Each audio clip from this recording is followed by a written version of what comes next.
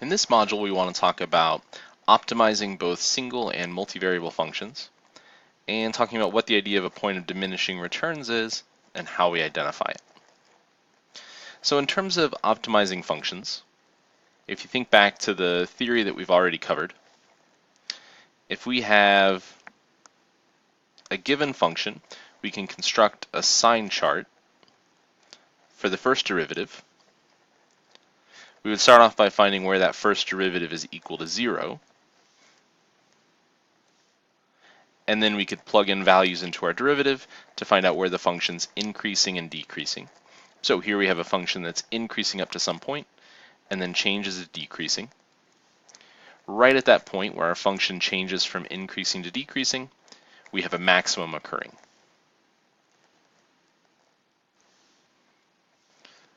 The reverse of that would be a function that changes from decreasing to increasing. Right at that point where it changes from decreasing to increasing, we would have a minimum occurring. So when we talk about optimizing functions, what we're looking at doing is either maximizing something, say revenue or profit, or minimizing a value. So for instance, minimizing cost. In our first example, we have the revenue function for a one-product firm that's given by the following equation, where x represents units produced per day. We want to find the maximized function value and then interpret this result. In order to find that optimum function value, we can switch over to Wolfram Alpha, and we can say optimize. We could be more specific and say maximize or minimize, but if we just say optimize, it will look for maximums and minimums. Optimize the function 700 minus 225 divided by the quantity x plus 6 minus x.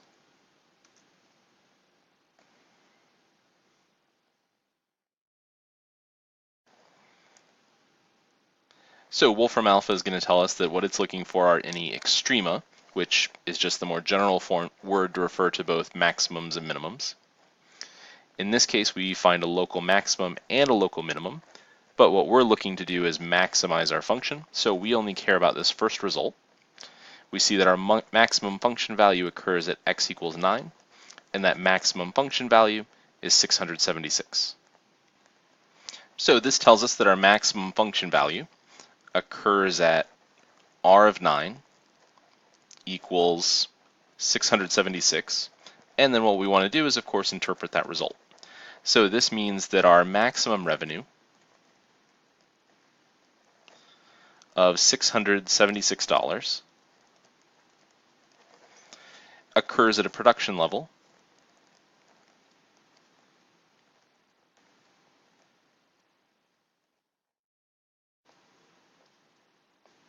of 9 units. So when we're at a production level of 9 units, our revenue is $676. And then again, referring back to this quick sketch we did here, if we start increasing our production level, we're going to see our revenue start to drop. If we decrease our production level, we would see our revenue start to drop. So right at this point is where we've achieved that maximum revenue. In example 2, we want to answer a similar question. The demand equation for a certain commodity is given by the following equation, where x represents the number of units of that commodity produced each day. We want to find the revenue function, its maximized function value, and then interpret the result. So we need to start off by calculating or coming up with an equation for revenue, which is always price times demand, or in this case, x times our price function 1/12 x squared minus 24x plus 1,728. We could also distribute that x through and then ask Wolfram Alpha to optimize that function. The result would be r of 48.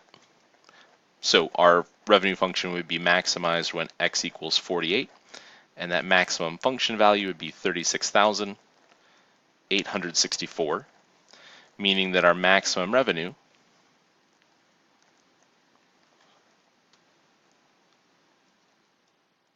of $36,864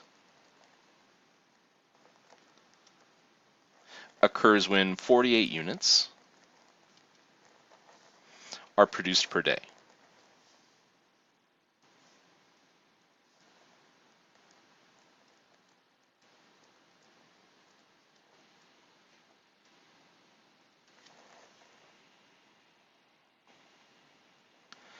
In example 3, we have the revenue and cost in dollars for a certain product provided by the functions below. We want to find the profit function, its maximized function value, and then interpret that result. So profit, again, will be revenue minus cost. So we could use Wolfram Alpha to generate this result, or come up with this by hand, but our result of the difference of those two functions would be 35x minus 0.5x squared minus 15. And then again, we could turn to Wolfram Alpha to optimize that function. It would tell us that our function is optimized when x equals 35, and that optimized function value is 597.5. So to interpret this, we could say that our max profit of $597.50 occurs when 35 units are produced and sold.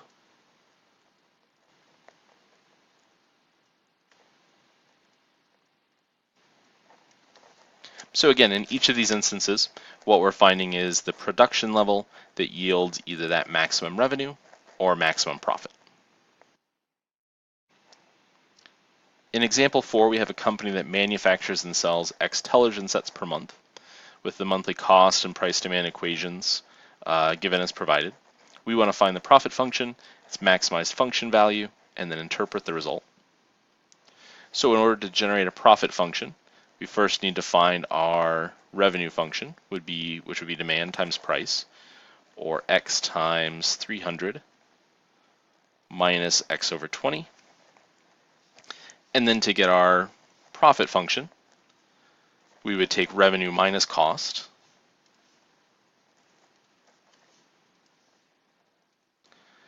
to generate 240x minus x squared over 20 minus 72,000. So again, turning to Wolfram Alpha, we could ask it to optimize that function, and it would tell us that our profit is maximized when x equals 2400, and that maximized function value would be 216,000.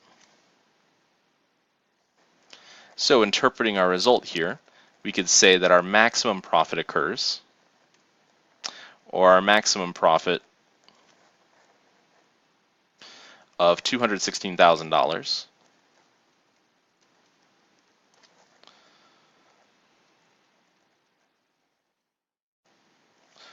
occurs when they produce and sell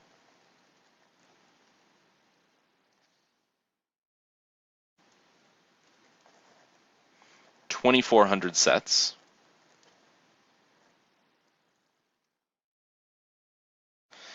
And we could go a little bit further here and say, so when they're producing those 2,400 television sets and sell them at a price point of, we could go back to our price demand function, so lowercase p, and plug in that production level of 2,400 to generate a price point of $180 each.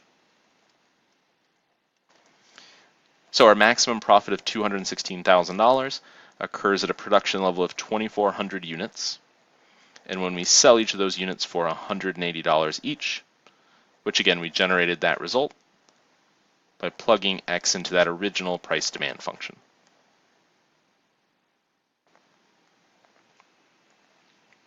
In our last example, we have to do a little bit more work to establish our price demand function, then generate our revenue function to optimize it.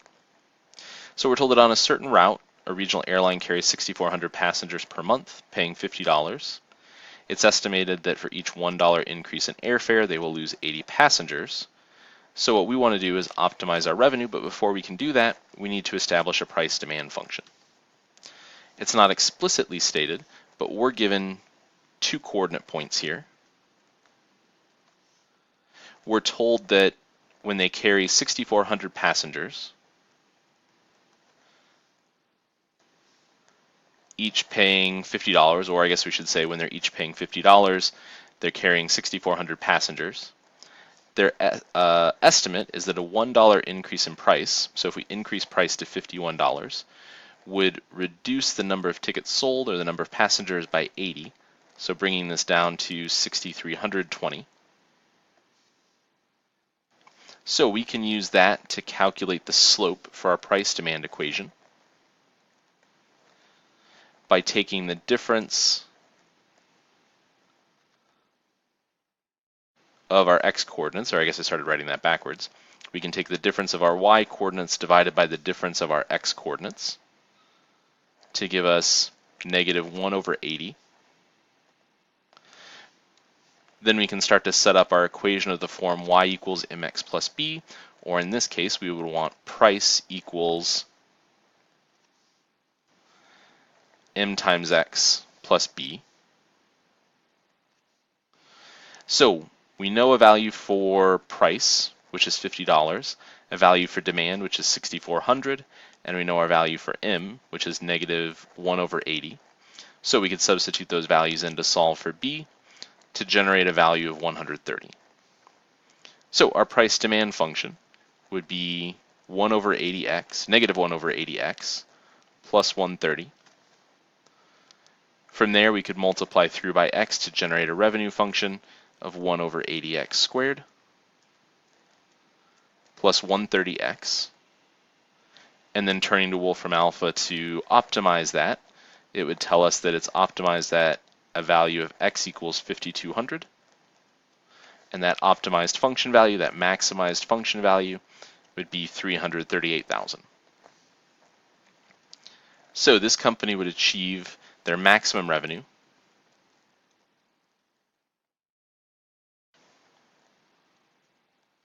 of $338,000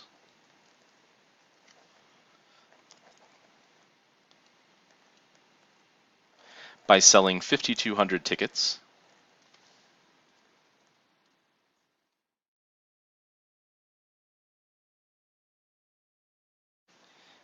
at a price of, and to generate the price point that would yield those sales, we could go back to our price demand function and plug in this optimal value for x.